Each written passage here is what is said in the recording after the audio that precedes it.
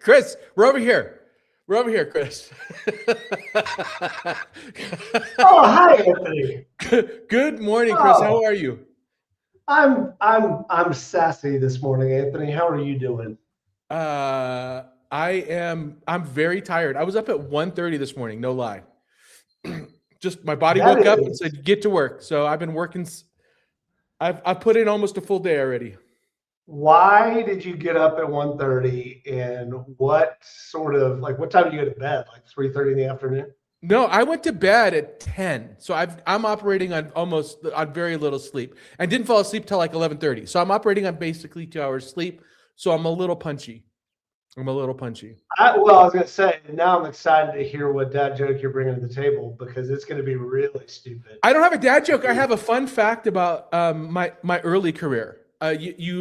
You probably didn't know this, but I went to magician school. I wanted to be a magician. And I did really well, but I failed the final exam. They were all trick questions. I know, a little weak. It's pretty weak. It was okay. Anthony had to dig deep for this one this morning. What's the difference between a piano and a fish? Oh, I know the answer, but I'm not going to ruin it for you. Chris, what is the difference between a piano and a fish? Thank you for the setup. I mean, it's just great. Just as use my co-host, be like, well, I know this one, but I won't read it to you. I have a burning desire to feel superior to everybody else. You can tune a piano, but you can't tune a fish. Tune a fish. I like it. It's one of my go-tos. I like that joke. Yeah, I don't know that I like it anymore, but that's all right. It's good. Anthony, what if your culture was already set before you wrote a single word? Nick Cirio built a pizza chain where teenage employees made operational decisions most managers wouldn't trust VPs. His culture wasn't documented first. It was lived. Today on How to Founder, we're going to be talking about designing culture before you have one. I'm your host, Chris Franks. With me, Mr. Anthony Franco, the insomniac, the man who's been up for all hours. But thankfully, we're joined by... I'm going to go take a nap after this. Yeah. Lisa Johnson. Lisa Johnson co-founded Been There, Got Out after surviving a high-conflict divorce. The company's culture was forged.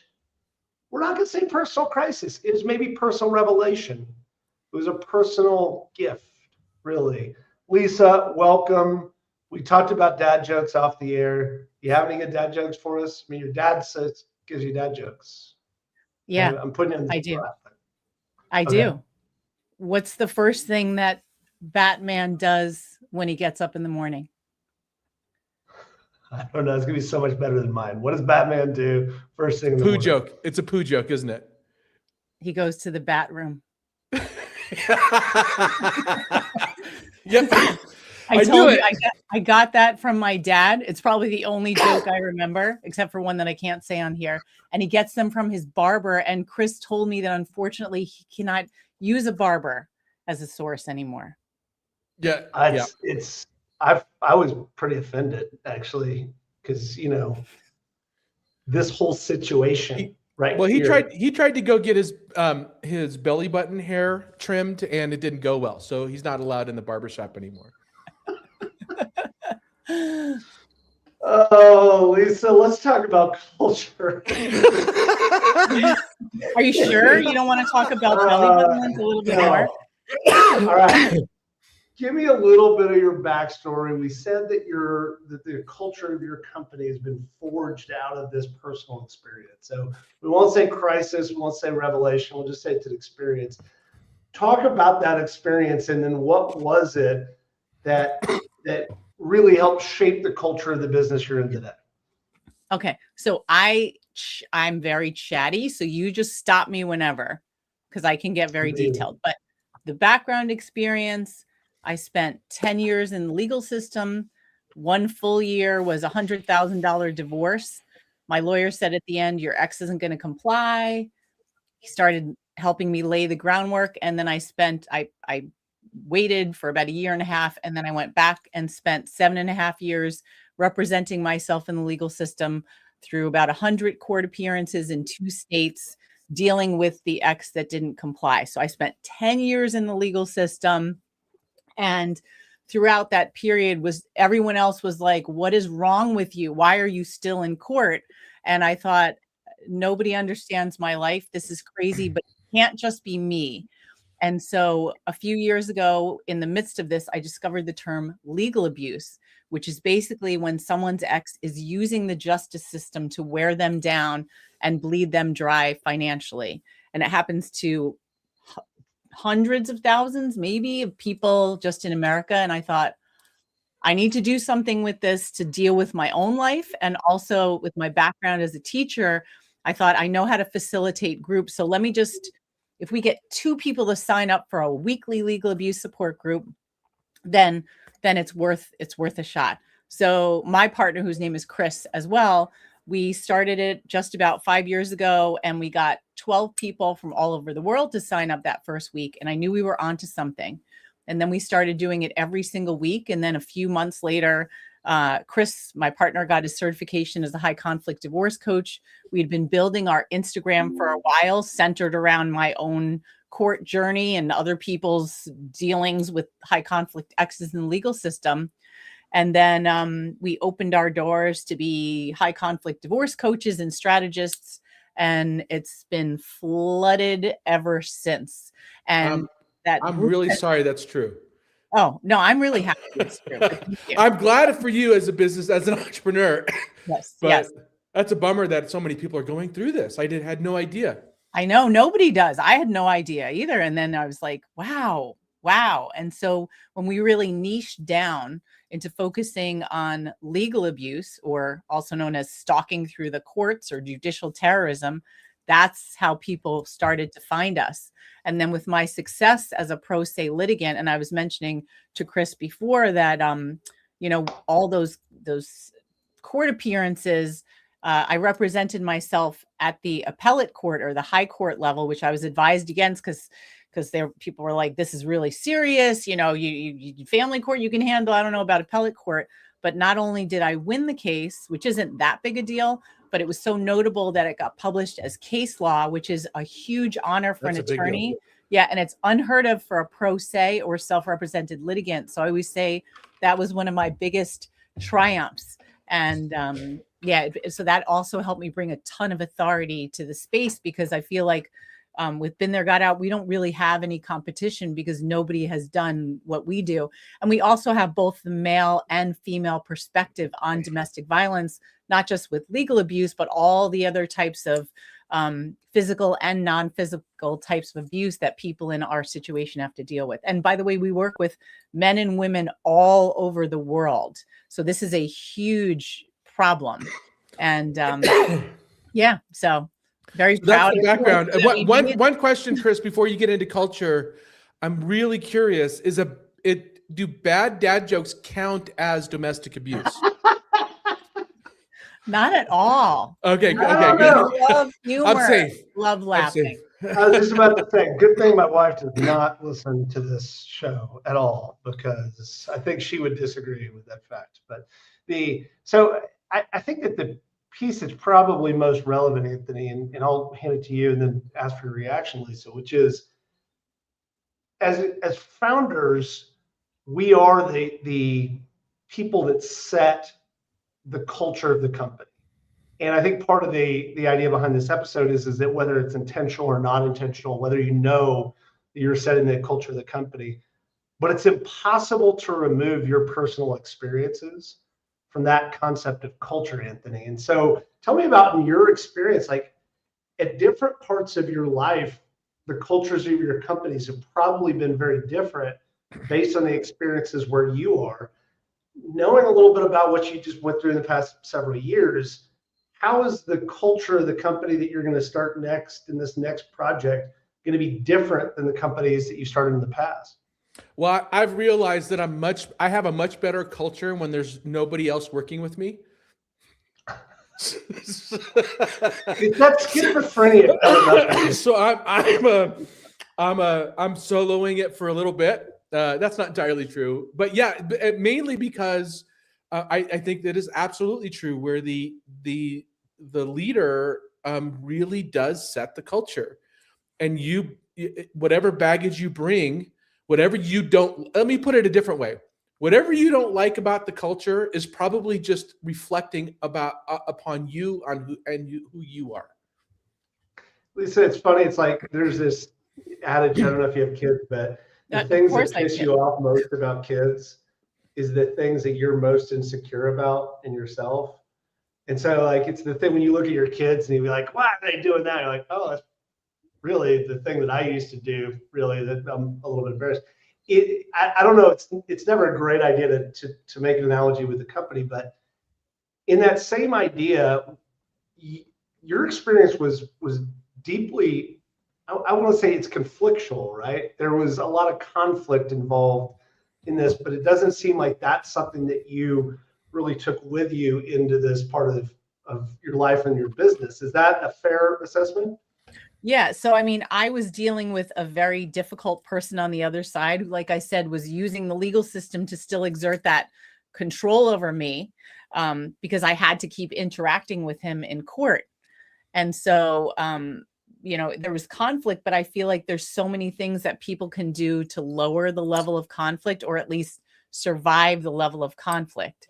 And I think that in my space, what many people do that's a mistake is they will doom scroll. So they'll look up all kinds of horrible things that happen to people in family court in particular and be like, oh, I'm never going to win because my ex is rich or it's a man or the systems are corrupt and all that stuff. And so that's something that from my own experience and my partner Chris's, we're like, if you doom scroll, you are doomed because your mindset will be that you're going to lose and you will lose. And so we really want to focus on what you can do, what agency you have to work within the system way more effectively, and being on the other side of it and being, 10 plus years through it and doing so well, I think is so important to model to other people. It's like, I don't want to hear about your victimhood all the time. Yes, I mean, certainly that matters, but at what point do we start strategizing to move forward instead of being caught in some kind of trauma loop with a bunch of other people that are just saying, yeah, it's so unfair, it's so the system has to change, and of course it's not going to change to help your case. So what can you yourself do? So I think, again, modeling that, and also my personality. I used to be a high school English teacher, among other things, but I always say I'm a bit of a cheerleader and a nag. So it's sort of like, I don't really want to hear it, but like, let's do, and that's how I am. I don't know how those two things can exist together. Yeah.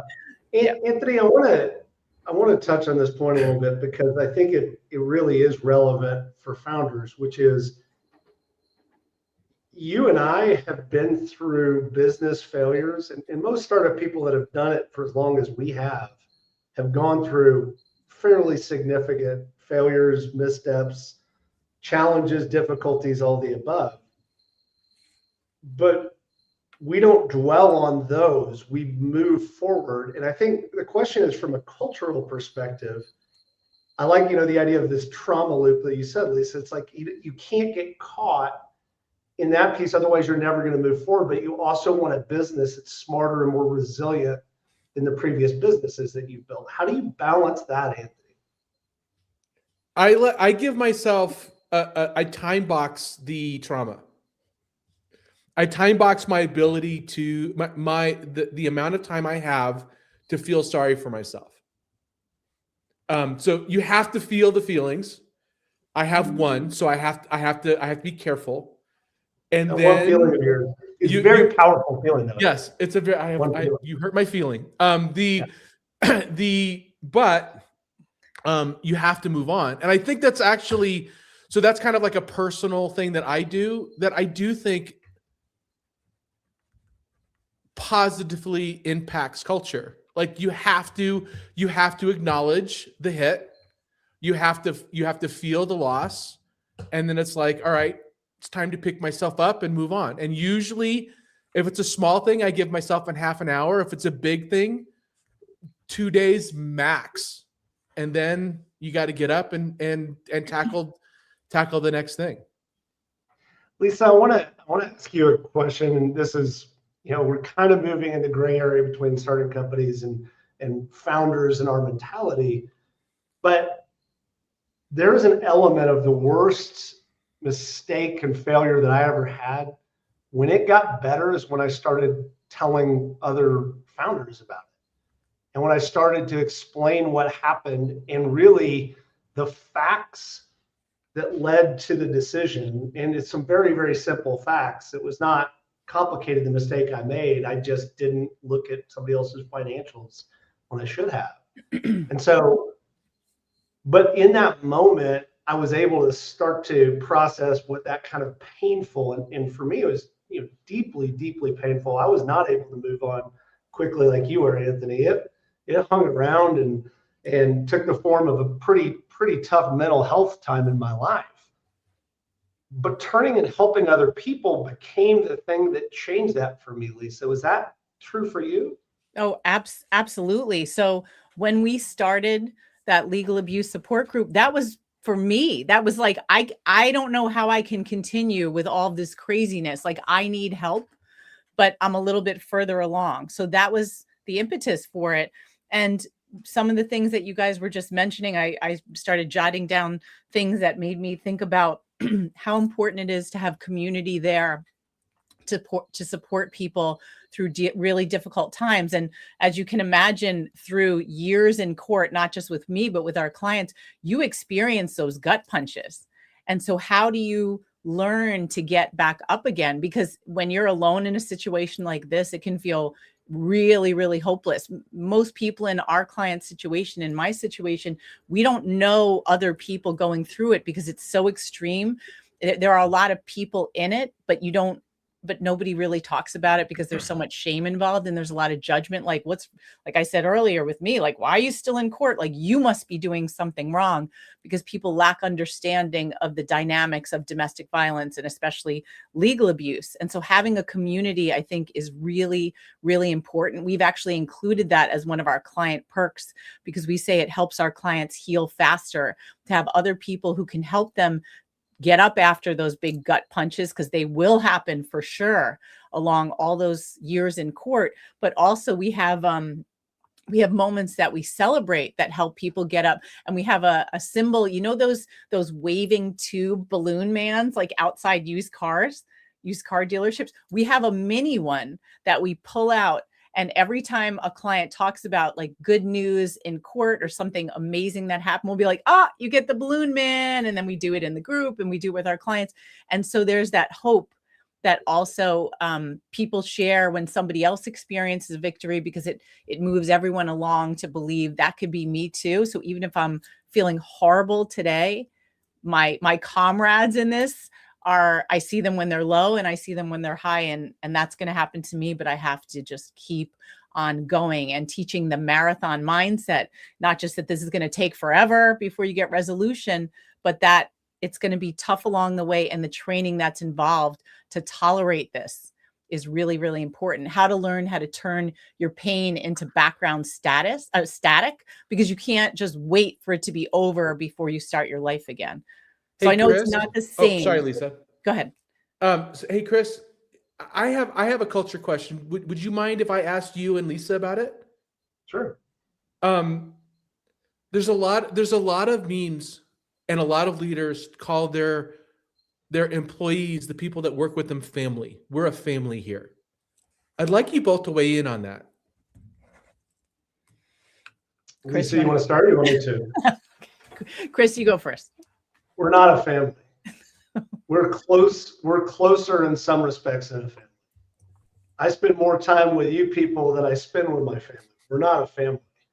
And the reason why I changed that is because this is back to the larger point, the company has to come first, and that means that the vision and the mission of what we're trying to achieve.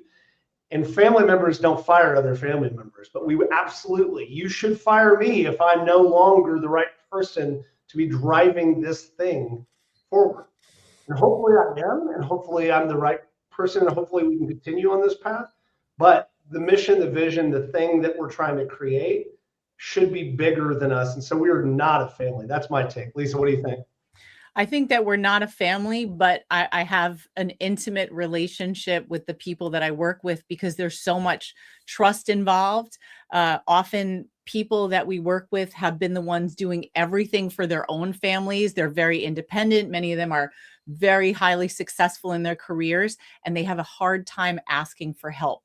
So when they get to the point of asking us for help, and we have, lots of lawyers and mental health professionals who already think that they should know better and they shouldn't have to ask for help. They're trusting us with their case and with their family, their actual family, and their lives.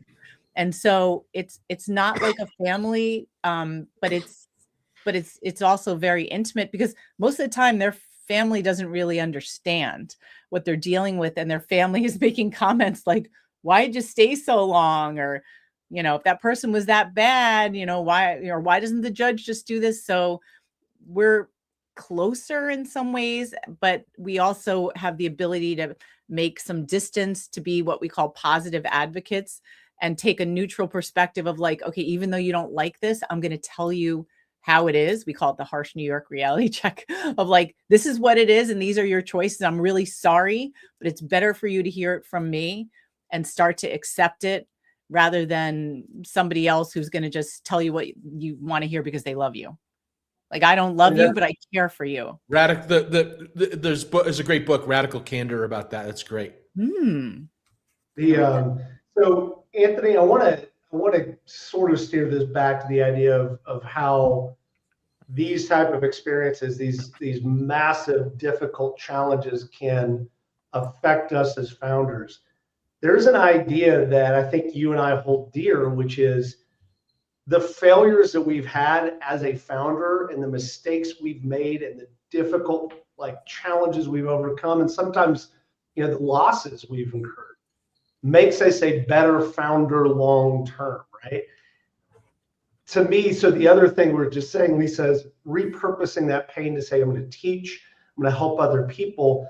But Anthony, I think that the other point of this is that I start to I would say crystallize my beliefs a little bit more in what's right and wrong in creating a company. Has that been your experience, Anthony?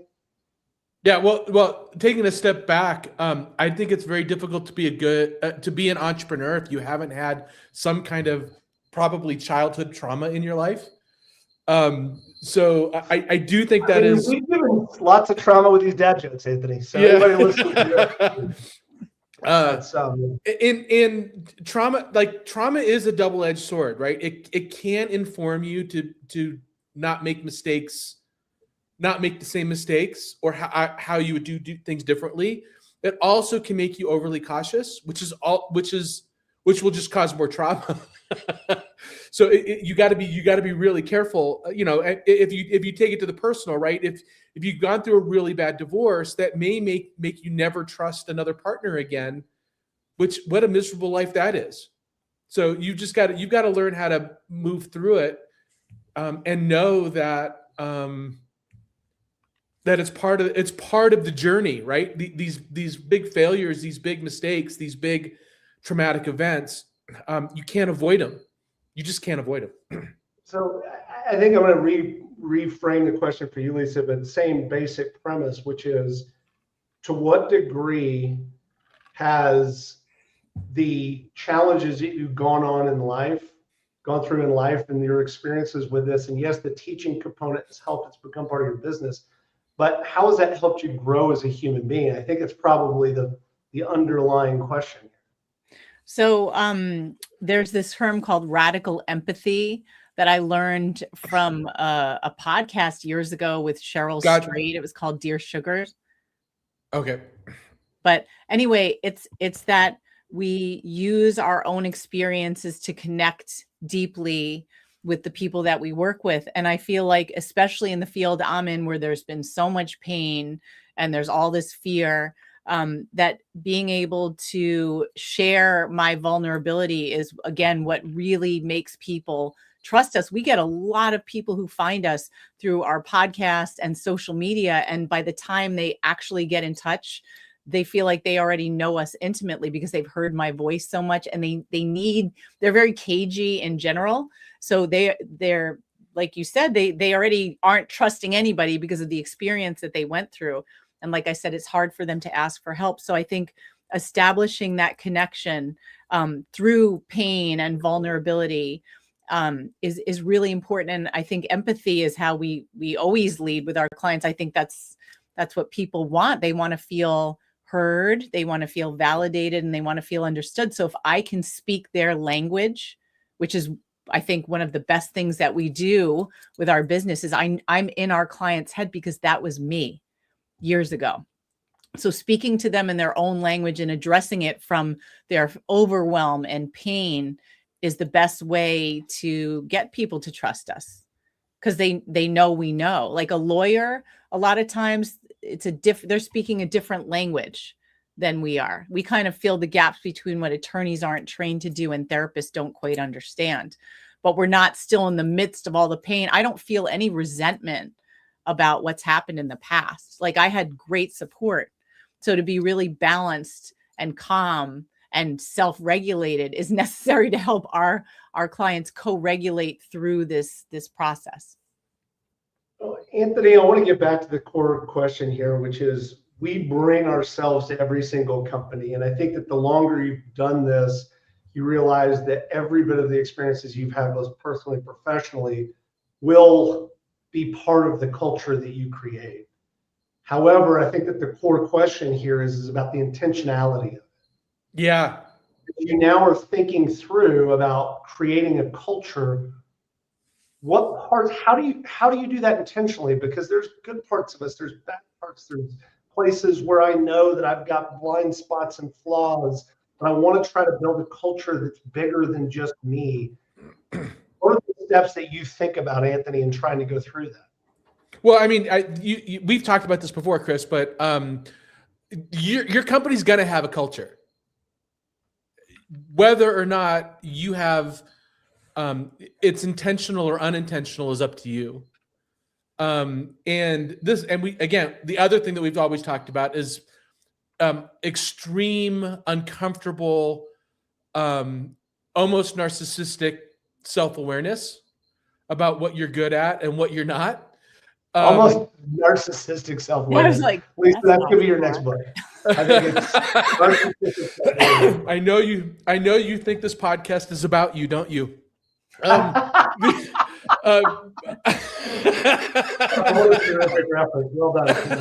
No, but I think you do need to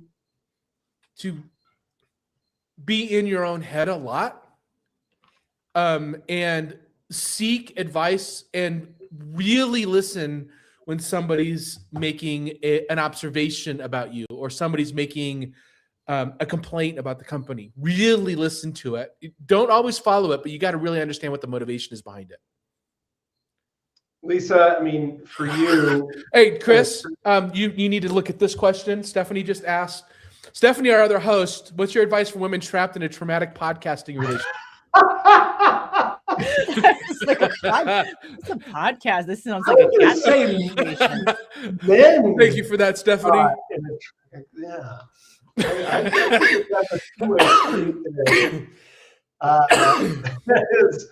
that's a very good question, Lisa. What do you say to Stephanie? Like, hey, by the way, and this is funny because we're all very close, but we've never met Stephanie in person. Like, she lives in Canada someplace. I'm not even sure she's allowed in the United States anymore. There's some things. So I want to same type of question, but as we're talking about culture, I think that the question I want to ask Lisa is, what's right for me to show up to work with? And so let's say that in this case, and again, Anthony and I know way too much about our personal lives, but let's say you're going through a difficult divorce. to what capacity can I bring that as a founder to work and talk about that and share that with the people I work with? Because we are close, but at the same time, there are some things that I think are really challenging that I don't know that I necessarily want to lay those challenges on the people that I work with. I know it's a very difficult, nuanced question, Lisa, but give it a shot. I would not be showing up to work. I mean, it depends on what you do, but I think it's a little bit unprofessional. I mean, for the cases that we're dealing with that consume our lives, our clients don't tend to just mention it. It becomes like a whole thing where they're desperate. So I think it's very important to get support from people who really understand what you're dealing with and not bring it to work and make your colleagues uncomfortable, because the situations that we deal with, at least, are very complex, and often people don't understand it, and it's frightening to them because the world likes to think that it's logical, and it's like, why don't you just do this, or why don't you just do that? And there's no simple answers, and people, I think, are underneath are very scared, because when you're coming to them with complex issues, they think, oh my gosh, if this is happening to him, what if it happens to me? And I don't know what to say. So I can't really help. And then if you make people uncomfortable, they turn away, and then you feel rejected, which is the worst thing that could happen. So I think it's choosing what level to share with colleagues or people that don't know you very well, and then finding the people who can support you, but not expecting people at work to do that. You point out something really important. What you do, you allow. If you're a gossip, guess what? If you are negative, guess what? If you're controlling,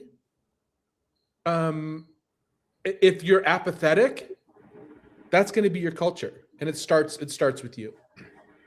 It strikes me, this is a lot of this stuff, the work that Simon Sinek has done, and if you haven't listened to his podcast, he's really terrific.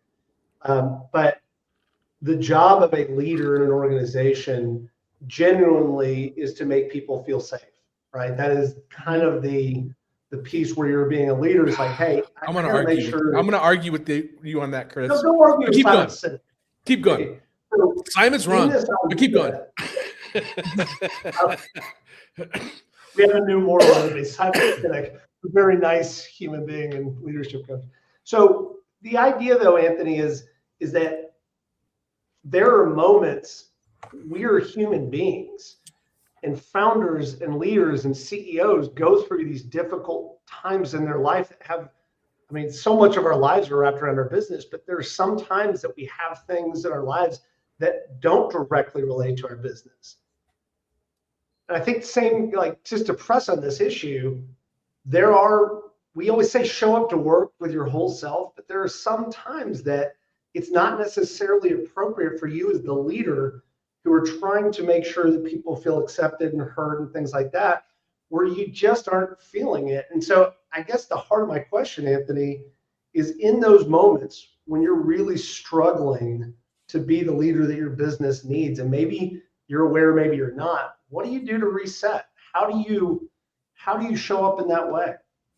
Well, if you have the luxury of having a co-founder or a chief of staff or a really strong COO, you can confide in them.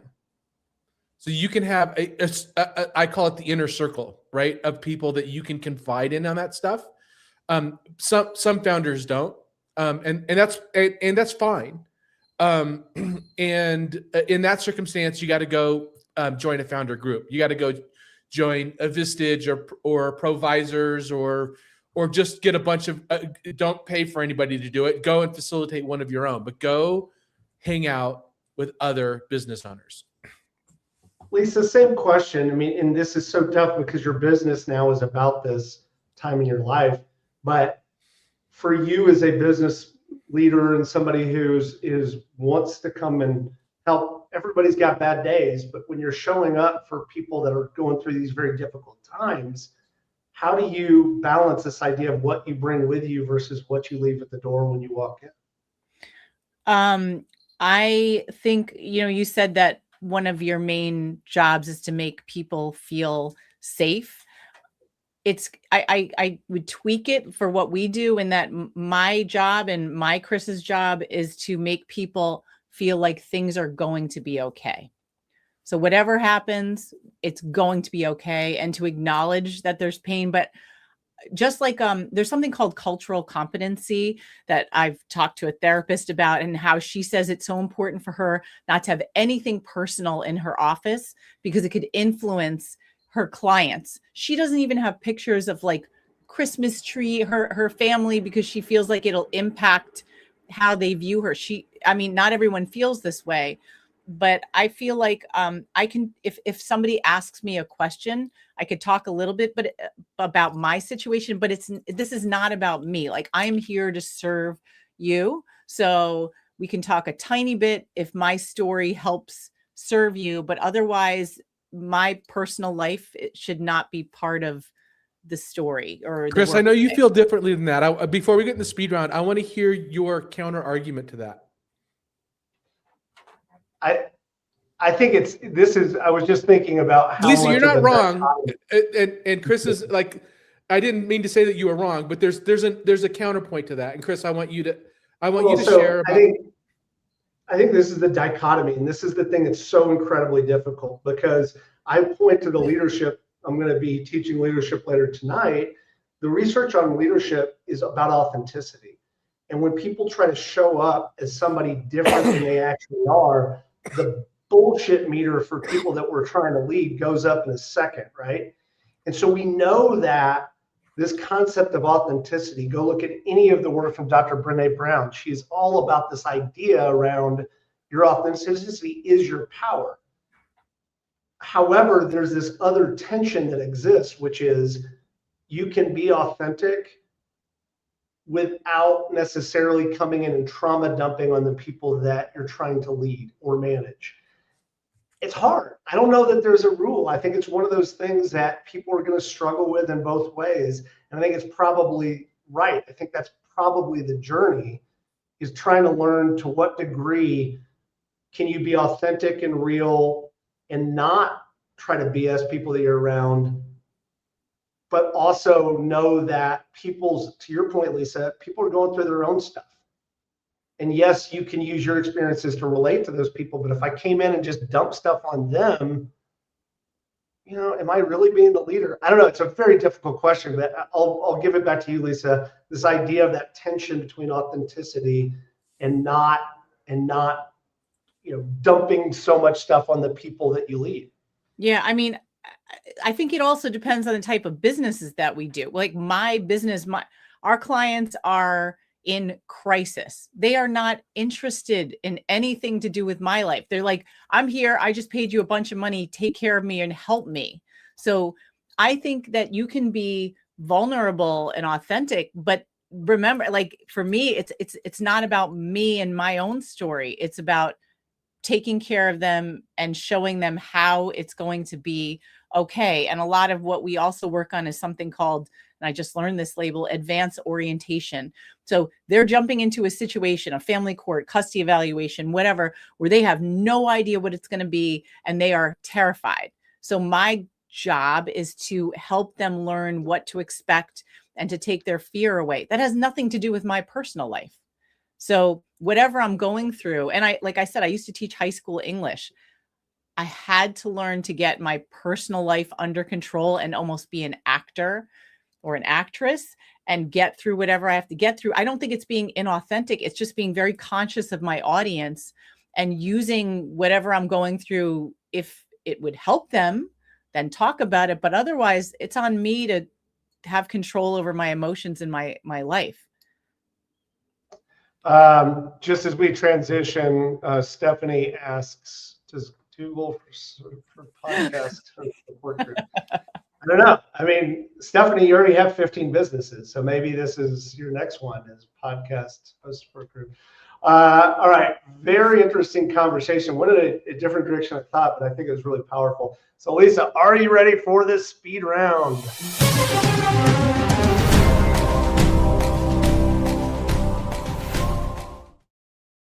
Pretty dramatic, wasn't it?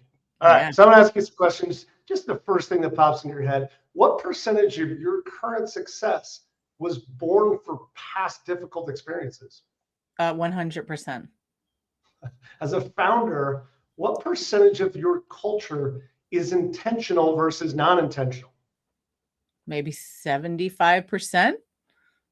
Do you 'Cause you never have to know. show up with, this is a question we were just addressing, but do you have to show up with everything that you're going through and discuss it at work, or can you hide that from the people you work with? I think you can. I don't know if I'd use the word hide, but I think to learn what's appropriate and what's not appropriate and use tactically what might be helpful is important. Name one core value that you have today that you didn't have before you went through those experiences. I mean, I don't know how much my values have changed, but I think an emphasis on communication above almost everything else. I didn't realize how important that is to underlying pretty like everything. Good answers, deep dive resources. What you do is who you are. We talked about some radical books, Radical Candor. I can't remember the author's name. Do you guys remember Radical Candor? I'll also say Radical Transparency, or excuse me, Radical Acceptance by Tara Brach is my favorite all-time book. But you know, I'm kind of a hippie, so in that case but what we're going to do, Lisa, is we're going to come find you and we're going to read your books. You've got a couple of books out. Yeah. Where can we find more information about you? Okay, so I'm holding up covers to the books. Super easy. Our website is beenthere.gotout.com. We're pretty big on social media. On Instagram, it's at beenthere.gotout with little underscores. We have a Been There Got Out podcast, Been There Got Out YouTube channel. The book that's coming out very soon, like this month, is called Been There Got Out. When Your Ex Turns the Kids Against You. The other book is also called Been There Got Out. Toxic Relationships, High Conflict Divorce, and How to Stay Sane Under Insane Circumstances. And my email is lisa@beentheregotout.com. And I answer everything myself. That's amazing. Really terrific conversation. Interesting way that we combine these ideas, but I think it was pretty fruitful. Anthony, what do you think? You want to get us out of here? You're on mute, by the way. I don't know if, oh, you're still on mute. Yeah, still on mute. We used to make people do push-ups when they were on mute. There you go. That's well embarrassing. done, Anthony. Yeah, good job. Really crushing this podcasting thing. Nice job. All right. Thanks everybody for tuning in and showing up. Please be sure to visit us on the howtofounder.com, where you can connect with us on LinkedIn and subscribe to our YouTube channel and Apple Podcasts and Spotify channels. Please give us a like, smash that like button, smash that subscribe button. You guys, our audience, Chris, is the pioneer. They're the pioneers of economic prosperity, and we're just grateful to be there along the way. Thanks, everybody. Thank you, Lisa. Talk to you soon. My pleasure. Bye. Thank you, Lisa.